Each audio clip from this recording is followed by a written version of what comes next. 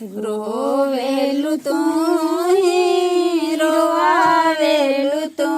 ही रोवेलु तू ही रोवावेलु तू ही हर एक खुशी देवेलु तू ही हर एक खुशी देवेलु तू ही हंसेलु तू ही हंसावेलु तू ही हर एक संकट से हटावेलु तू हंसेलु तू ही हंसावेलु तू ही हर एक संकट से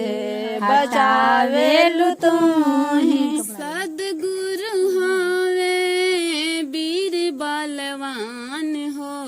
समय के कारण भइले प्रकृति किसान हो सद्गुरु हवे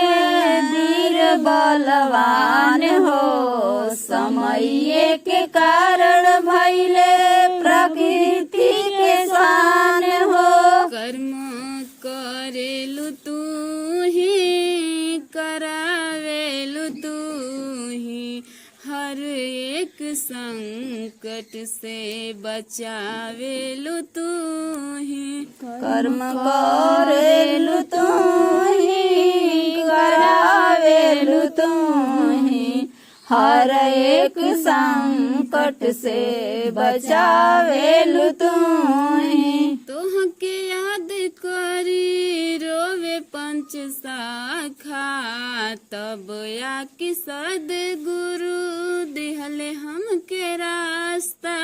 तोहके याद करी रोवे पंच शाखा तब आके सद्गुरु देवे हमके रास्ता ज्ञान देवेलु तू ही दिलावेलु तू ही हर एक संकट से बचावेलु तू ही ज्ञान देवेलु तू ही ज्ञावेलु तू ही हर एक संकट से बचावेलु तू ही रोवेलु तू ही रोवावेलु तू ही हर एक खुशी देवेलु तू ही रोवेलु तू ही रोवावेलु तू ही हर एक खुशी देवेलु तू ही दुनिया के हमें सद्गुरु अनमोल रतन हो ओही में बसेला हमनी के मन हो दुनिया के हमें सद्गुरु अनमोल रतन ओही में बसेला हमनी के मान हो चलेलु तू ही चलावेलु तू ही हर एक खुशी देवेलु तू ही चलेलु तू ही चलावेलु तू ही हर एक खुशी देवेलु तू ही रोवेलु तू